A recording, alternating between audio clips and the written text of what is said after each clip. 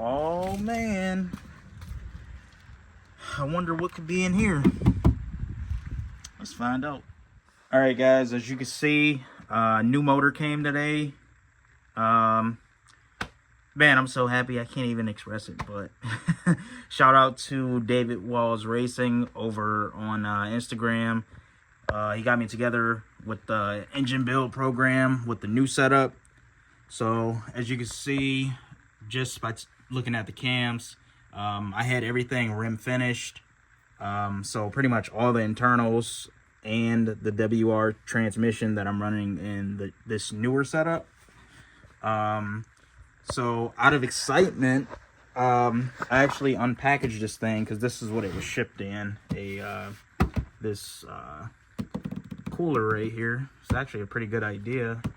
I don't know why I've never thought of that before, but anyways, yeah, I pretty much, ripped this thing out and started getting it assembled because I want to try to do the first start tomorrow. I've been playing with the fuel tech and going through the tune and whatnot, and I think I should be okay to, attempt to start it, but I guess we'll see. But anyways, like what I'm working on right now is, this is actually my new gear position setup.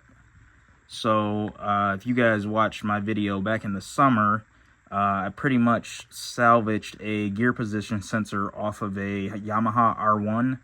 And the reasoning behind that is actually because this is a rotary potentiometer. So I'm able to basically get multiple gear positions while only using one sensor input on the fuel tech. If I were to use the stock setup, which is this right here, I would have to pretty much use, I think like 6 inputs just to get every gear position.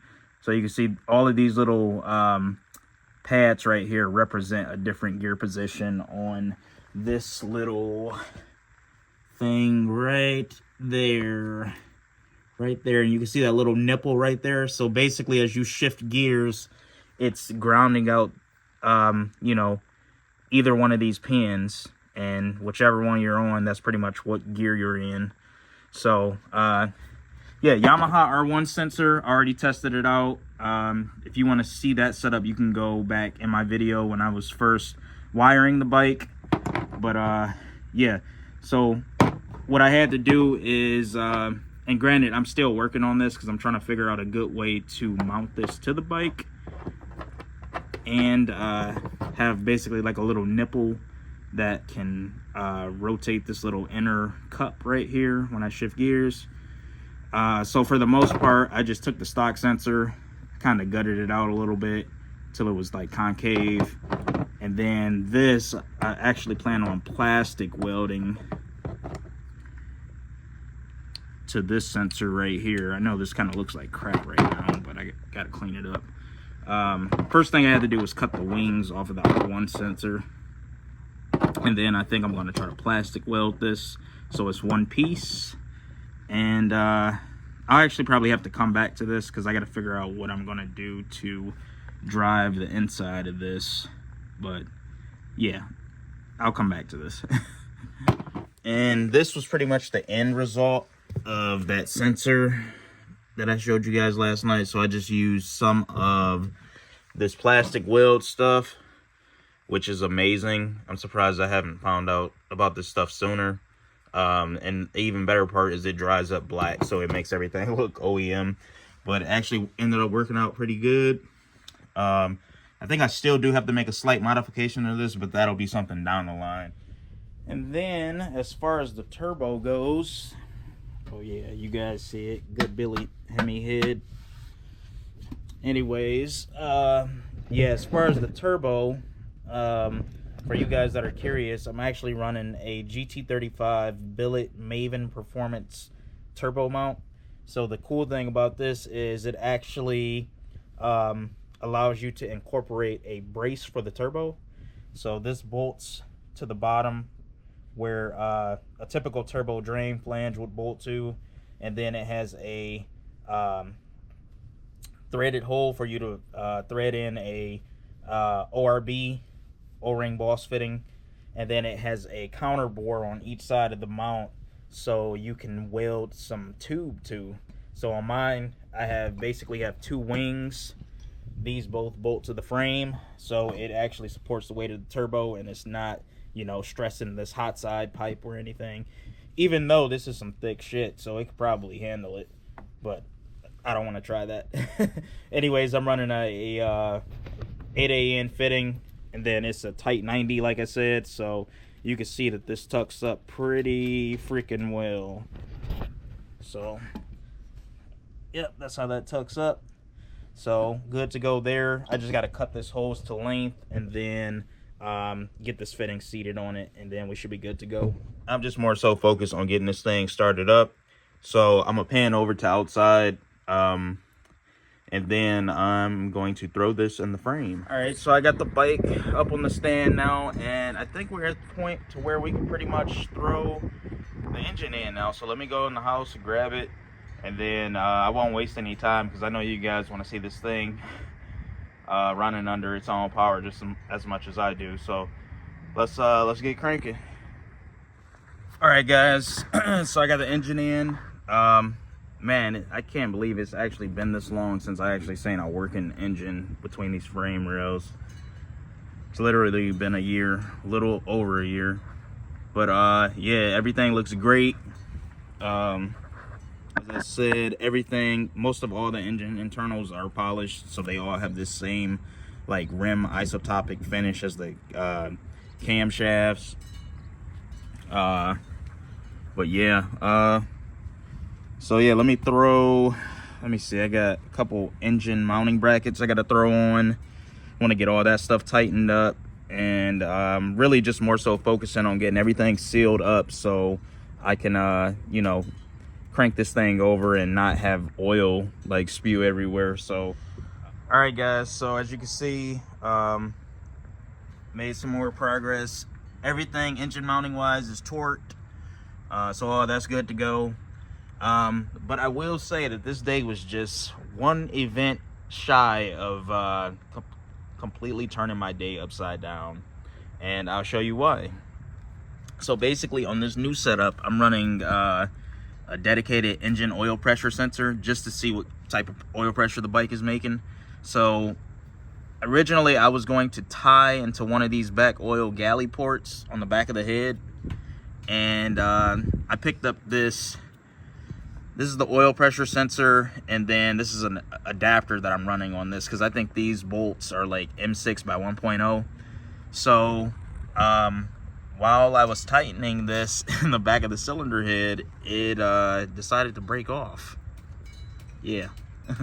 And you can actually see it right there.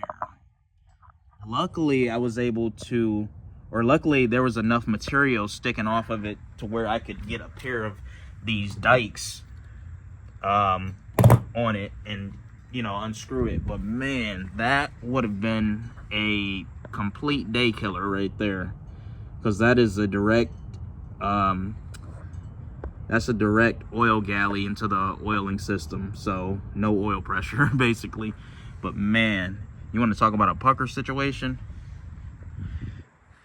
All right, screw it, I'm gonna throw some oil in here. I just want to crank this thing, and I'm just curious to hear what it sounds like, and also I want to see if the fuel tech can pick up RPM. So I got a fresh bottle of AMSOIL Dirt 10W50, good stuff. I like running this on my bike. So yeah, I'm gonna get this all filled with oil and then shoot back once I got the fuel tech hooked up. But this is just more so just you know, for mechanical reasons, just to see if it'll see any fuel pressure, and then, you know, just hear it. But anyways, I'll be right back. Peace. All right, guys, so what I have going on right now, I pretty much have a makeshift temporary setup. So got the battery all connected, fuel tech is connected, and I also made a little small sensor input right here, right off of the oil fill cap. I just want to see what type of oil pressure this thing will make just cranking, and then this will officially be like the first, you know, crank mechanically. So don't expect it to start because I don't have the ignition or the fuel system hooked up yet. So yeah, let's jump into it. So fire up the fuel tech. And the nice thing about the fuel tech is it gives you some really fancy features. So this is my physical start button right here. This basically brings the whole entire system online once my phone is connected with this unit right here via Bluetooth. So I could start the bike by pressing and holding this button right here, or I could go to my second screen in the fuel tech, and it actually has a virtual start button as well. So just to keep it simple, I'll just do this button right here, and then let's see what it does. But gonna crank now.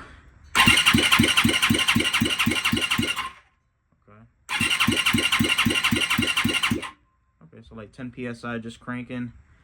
And it's good to know because like my I was wondering if I had this sensor wired right for my crank position sensor, but I'm guessing it's pretty good because I just saw RPM flash across the screen, so it's picking up something. Do it one more time.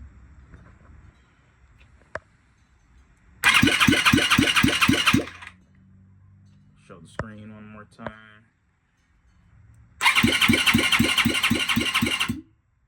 So pretty good. I did fill up with AMS oil 10W50 prior to this. I like this oil. Had a pretty good look with it so far, so shout out to AMS oil. You guys make really nice stuff. Yeah. So yeah, since this thing isn't too far from actually you know, doing its first start, I think I'm gonna actually just get some E85 while I'm out. So that's how you know it's getting real. But yeah, I'm gonna pick up some fresh corn, obviously pump gas from a gas station, and yeah, just pretty much go from there, and then take a quick break, go eat, and then I'm gonna just throw the throttle body on, valve cover, get all that stuff sealed up, and then we should be good to go. So yeah, it's about to get real in a second. All right, guys, this is the official first E85 fill up for the new bike. So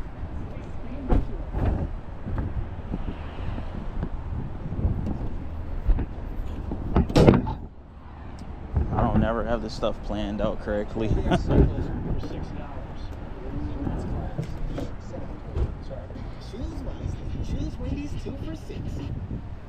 See what this crap smells like first. It smells pretty good.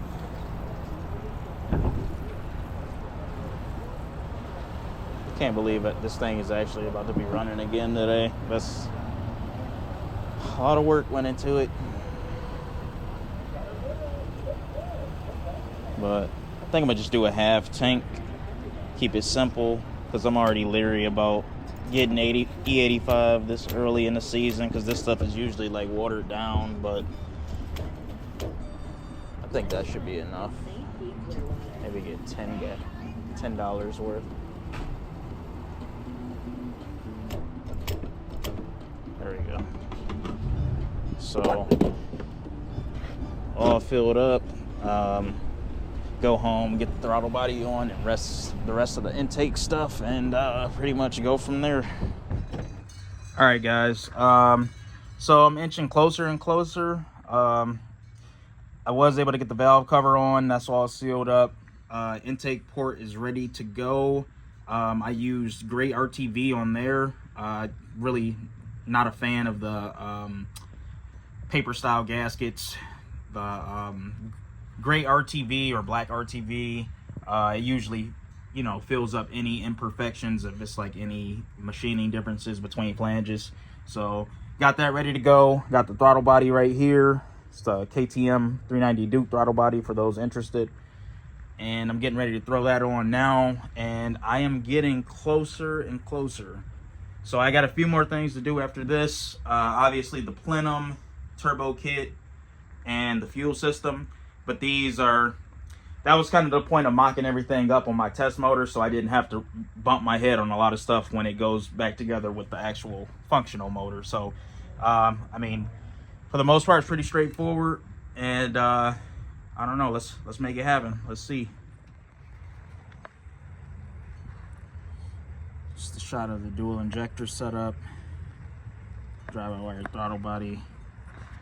I did have to plastic weld this because I had to modify the wiring a bunch so I could basically make an elongated pigtail, because the connector can't fit underneath my plenum. It's not enough clearance, so I just got rid of it and soldered straight to the pins inside of the drive-by-wire throttle body. So works great. All right, so as you guys can see, fuel system works pretty good. That's just one of the neat things about the Moto Gadget, being able to just, you know, toggle circuits on demand and let them continuously run like I did on the fuel pump.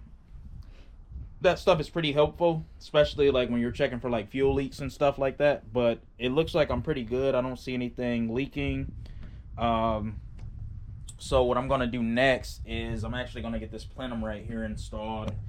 So that just attaches with a V-band connection, and then obviously it has an O-ring that seats in this like counter bore right here. So throw that on, and then I might try to start it after this, actually, before I go any further, because, you know, I don't want to have to take this stuff apart again. But yeah, so let me throw that on, and then we should be good to go.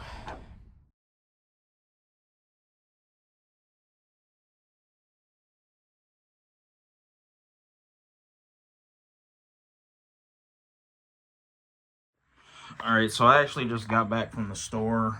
I picked up some thick gauge. Yeah, I think this is 10 gauge wire.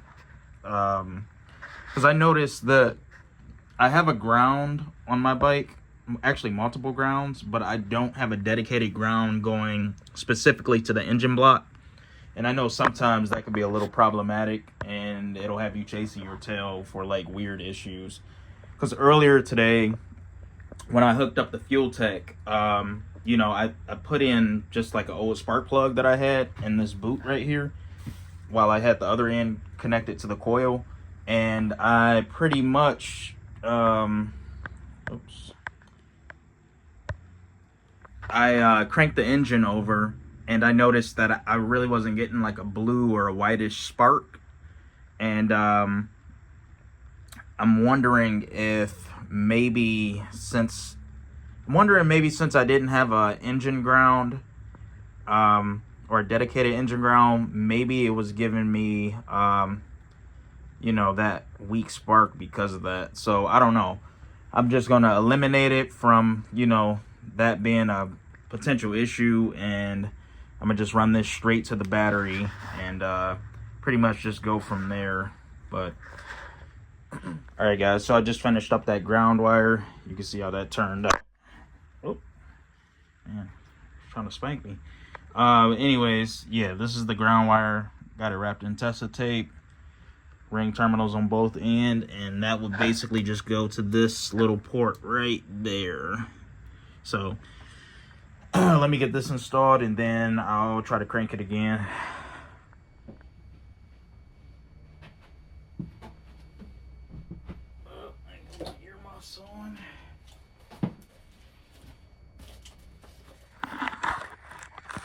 Got my earmuffs on. See what happens.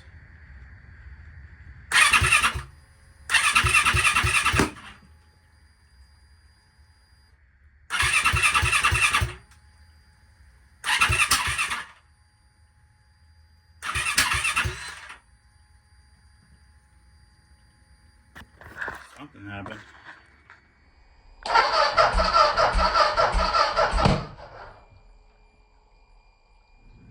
Alright, so I also picked up one of these inductive timing lights. This is just more so to actually check to see if TDC mechanically and TDC software are in sync with each other. This is a pretty big deal. You should always check this, especially if you have an aftermarket ECU. Because I believe the stock ECUs, they have a certain degree of correction factor, but the aftermarket ones, you definitely want to check this, because your timing could be completely off, and the changes that you're making in the ECU are pretty irrelevant to what you think it is, at least. So this is just a good measure to make sure everything is all in sync. and everything is reading the same. So I'm gonna take this out to the bike, crank it up, and then flash this on the flywheel. I marked a little I marked the TDC mark with a Sharpie marker, and then on the timing cover, or the flywheel cover, there's a little indication mark that it should line up with, theoretically, if it's in sync. So let me get this unpackaged, and then I'm gonna go out to the bike and crank it over and see if it's actually reading correctly. All right, guys, so day 2, got a good bit done last night. So right now what I'm doing is I'm actually trying to sync the timing, because as you saw in the video last night when I attempted to start it, it was basically a big backfire out the exhaust. So how this works is you basically, on the Fuel Tech, you have this timing adjustment, and this is more so just to make sure that the timing in the ECU is actually in sync with the timing mechanically at TDC. So how the way you do that is you basically pick up like a cheap timing light like this, and then if you look in this hole, you probably won't see it though, but there's a indication mark that basically lets you know when the engine is at TDC, when it's lined up with this little black mark right here on the stator cover. So with this adjustment tool, you would basically, so you can see if I hit this, it's changing in like 0.1 degree increments.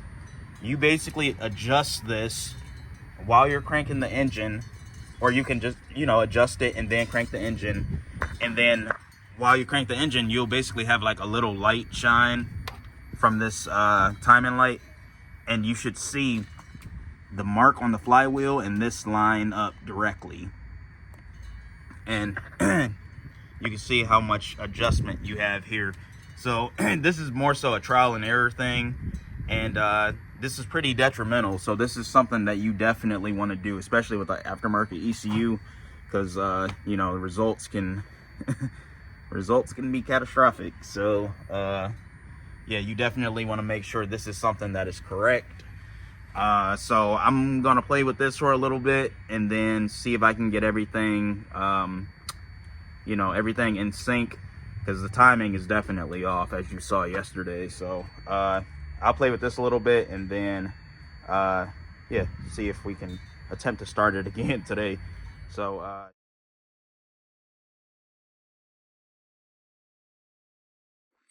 right, so I finally figured this out. I think I have the timing in sync now. I basically just took a small paint pen, and then I marked the TDC flywheel spot. Because yesterday this was kind of a pain in the ass, because there's like oil all in here. So I was literally getting like doused with oil every time I would crank over the engine. And then on top of that, the TDC mark is like really hard to see in there. So that's why I kind of went like with the paint marker solution.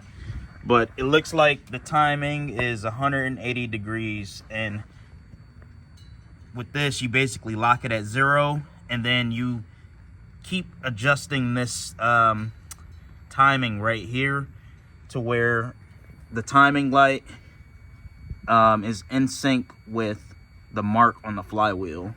So it looks like it's dead on now. So it ended up being 180 degrees and 6 teeth before the gap or missing tooth. So worked out pretty good. Now I'm gonna put everything back together, and then I'm gonna try to crank it and see what happens. So let's go. All right, guys, so I got the timing locked in, got the injectors plugged back in, coil is plugged in. Now I'm gonna try to fire it up again and see what happens. I got these earmuffs because I do not want to blow my eardrums out if this thing decides to backfire again. And then yeah, let's see what it does.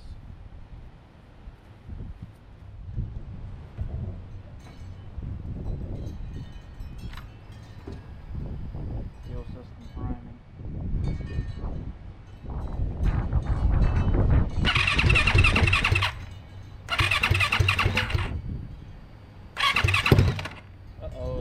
go.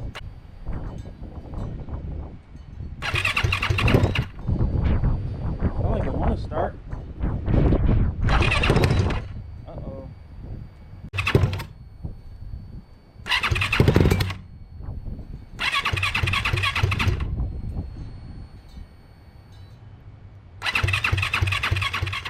All right, so getting the turbo ready to go on.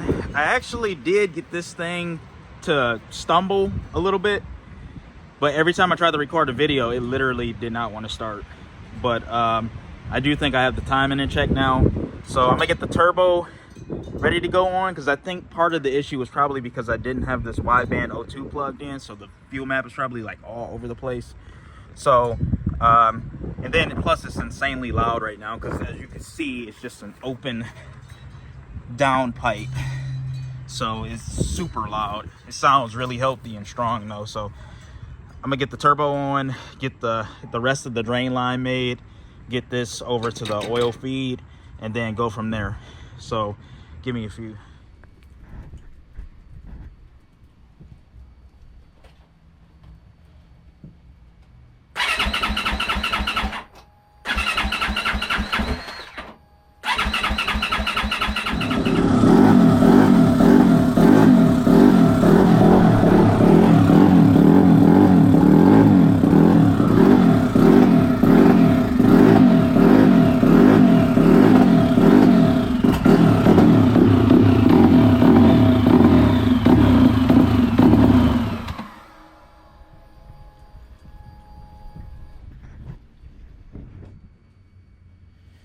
Yeah, so fill it up with some corn.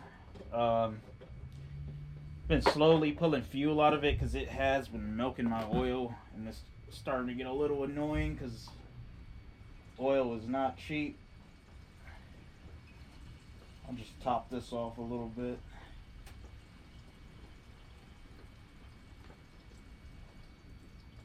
Should be good. It wasn't as bad as I thought it was.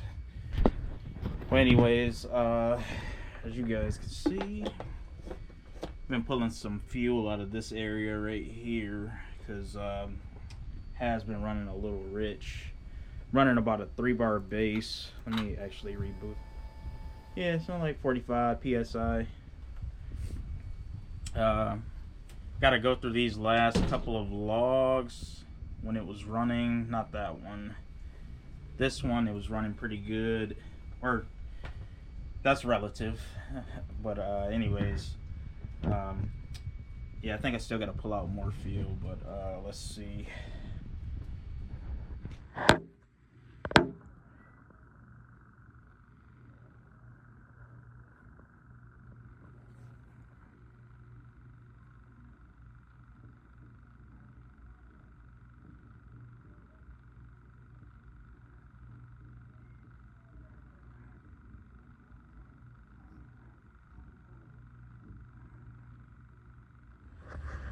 Yeah, guys, so things are moving along with the bike. I did have a slight setback though.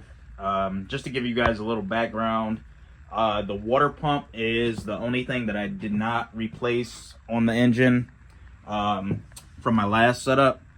And I noticed that when I filled the cooling system up, it instantly started leaking out of the water pump weep hole. So initially I was just thinking that it was just the seals that needed to be replaced. But pretty much when I pulled this cover off to replace the seals, I noticed that the actual water pump shaft was bent. And I think that is more so due to that when the last engine blew up, this shaft that actually runs across the engine, this counter shaft, that was actually broken in half too. So I'm guessing that it put the water pump in a binding situation and it tweaked the shaft. And then with that happening, I pretty much also like spun the water pump shaft bearing in the case, and that pretty much wiped the area where the bearing seats. It wiped it out because material was removed, so it's a little bit enlarged. So whenever I try to put like a water pump shaft bearing in it, it'll just literally come out by hand, and I can press it in by hand. So I just replaced the outer case for good measure. It's not really a big deal. It literally took me like 5 minutes to pop this thing off. So that's pretty much the hold up right now. So those parts are actually coming in tomorrow. So I'm slaying that job out tomorrow, and then we could probably get back on the whole tuning side of things. But for the most part, all the sensors are reading, and everything is pretty much, you know, performing as it needs to continue with tuning this thing, which a buddy is actually helping me out with. But yeah, I guess until then, you guys just stay engaged on my YouTube, Instagram, and TikTok. I just figured I needed to get this video out because there are people still asking if I got the new engine yet and stuff. But it'll fire up. Just got to work on the tune. So it's just basically, you know, new car blues, which is understandable with any, you know, any fresh build. So have an update Monday, at the latest Tuesday. But this is something, you know, pretty easy to replace. I just ordered new bearing seals and shafts for or a new shaft for the water pump, so no big deal. And yeah, just stay tuned. This week should be pretty, you know, action packed as long as the weather holds off. So yeah, until next time, peace.